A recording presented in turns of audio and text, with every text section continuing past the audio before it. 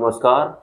जो जीवन की धारा में बह जाता है, वो पूर्ण भक्त नहीं बन पाता है और धारा का उल्टा होता है राधा।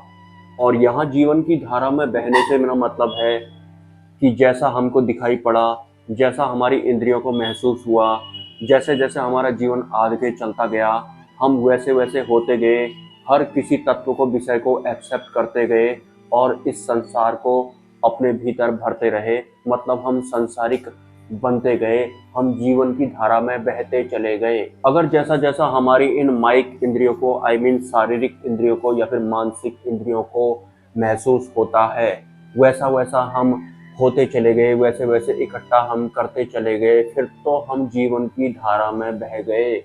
या फिर मैं ये कहूँ कि हमने इस प्रकृति से लेन कर लिया, तो देन करने के लिए भी तो हमें अब समय की ज़रूरत पड़ेगी।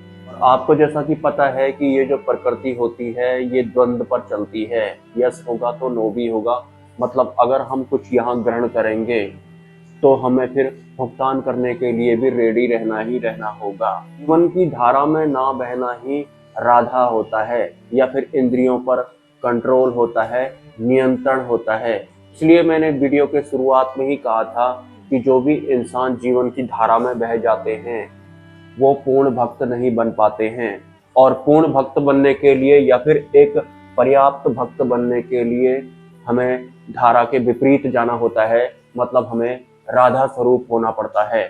जैसा कि आपने राधा नाम बहुत सुना होगा, राधा जो है वास्तव में धारा का विपरीत शब्द है। राधा माँ के बारे में भी आपको पता होगा कि वो जीवन की धारा में बही नहीं थी, क्योंकि उनके मन मस्तिष्क में सिर्फ भगवान श्री कृष्ण ही थे। अगर वो भी जीवन की धारा में बह जाते, वो उस लेवल के भक्त नहीं बन पाते, उस लेवल की भक्ति उनके भीतर नहीं हो पाती। तो जीवन की धारा में बहना नहीं होता है, अदरवाइज आप राधा नहीं बन पाएंगे या फिर आप एक पर्याप्त उच्च स्तर के भक्त नहीं बन पाएंगे। और आप किसी भी भक्त को ले लीजिए, ज्यादातर भक्तों ने इस संसार का त्याग ही किया होगा, या फिर अगर नियति ही ऐसी होगी तो संसार द्वारा उनको ठुकराया गया होगा। लेकिन टोटल मिला के जीवन की धारा में बह जाना उनके जीवन में शामिल नहीं होगा। वो काफी मामलों में रुक गए होते हैं, मतलब वो राधा स्वरूप बन गए होते हैं, धारा में वो नहीं बहे होते हैं। जो ये जीवन की धारा होती है वो, जैसे कि भगवान बुद्ध भी भक्त और भगवान के बीच में जो ब्लॉकेज आती हैं, उनको पहचान चुके थे और उन्होंने घर परिवार संसार का त्याग कर दिया था। लेकिन उनको अनुभव हुआ था, उनको बोध हुआ था इन सब का। ऐसे ही किसी दूसरे से जान करके, सीख करके या फिर ज्ञान सुन करके उन्होंने घर परिवार का त्याग नहीं किया था। तो ये छोटा सा जो शब्द होता है त्याग, इसका भी मीनिंग पता होना चाहिए, वो भी वास्तविक मीनिंग पता होना चाहिए और वो हमारे भीतर में उतरना चाहिए। त्याग आखिर बोलते किसको हैं? ऐसा नहीं कि कहीं किताब में लिख दिया और हमने भी वैसी कर दिया। जो भी लोग सुनी सुनाई बातों पर या फिर किताबों में लिखे गए शब्दों के हिसाब से प्रैक्टिकली उसे करने की कोशिश करते हैं, तो फिर वो कामयाब नहीं होते हैं। आपको पता होगा कि ना ही कोई भगवान बुद्ध 2 बन पाया उसके बाद, ना ही कोई राधा बन पाया। और उनके अलावा जो भी अन्य भक्त रहे थे इतिहास में, आप किसी भी भक्त का जिक्र कर सकते हैं, उनके जैसा भी दूसरा कोई बन नहीं पाया, क्योंकि बाकी लोगों ने कॉपी पेस्ट किया था, बुद्धि से समझा था और उनकी मायाग्रस्त बुद्धि ने उनको ऐसा समझाया था कि अगर हम भी ऐसा ही करेंगे तो हम भी बुद्ध बन जाएंगे या फिर हम भी राधा माँ जैसे बन जाएंगे। बिल्कुल भी नहीं बनेंगे। आपने अक्सर ये भी नोटिस किया होगा कि जो राधा नाम है, वो ग्रंथ या फिर पुराणों में ढूंढने से भी नहीं मिलता है। वो इसी वजह से नहीं मिलता है कि राधा कोई एक पर्टिकुलर शख्स जैसे नहीं है। राधा एक भाव है, जो कि जीवन की धारा के विपरीत बहने वाला एक भाव है, वही राधा है। ज्यादातर भक्तों को आप देख लीजिए, वो जीवन की धारा में नहीं बहे थे।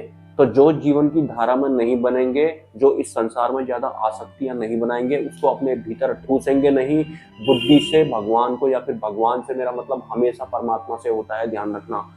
उन्हें वो बुद्धि से समझने की कोशिश करेंगे तो उन्हें भगवान नहीं मिलेंगे।